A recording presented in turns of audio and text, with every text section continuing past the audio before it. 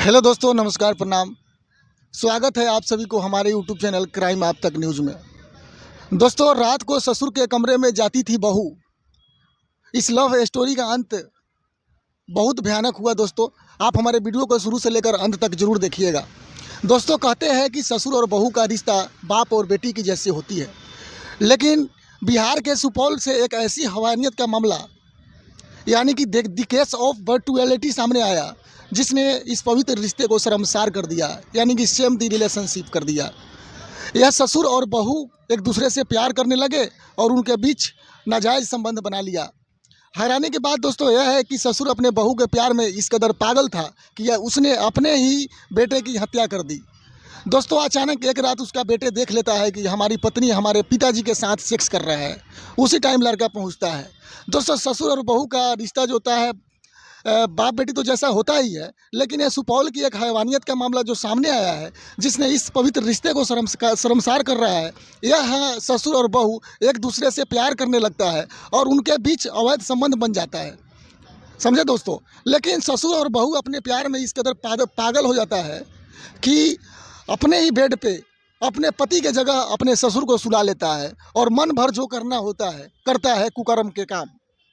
ये दिल दहला देने वाली घटना सुपौल जिले के सरायगढ़ थाने के भपटियाही गांव में हुई है, जहां हरिनारायण यादव नाम के शख्स अपनी बहू से अवैध संबंध बनाते थे।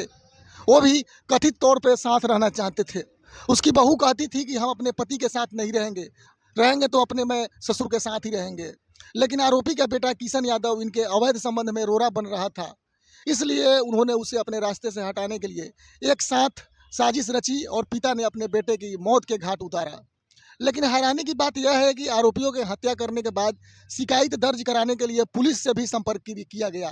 पुलिस को भी कुछ पैसा दिया गया कि वो इस कहानी को यहीं सॉर्ट आउट करे। लेकिन डॉक्टर जॉर्जर ने कहा कि उनके बेटे की सड़क दुर्घटना में मौत हो गई है। दोस्तों, ऐसा है, अगर आप पुलिस को पैसा दे दीजिएगा तो आपका केस को सॉर्ट आउट कर देगा, कैसा भी केस हो।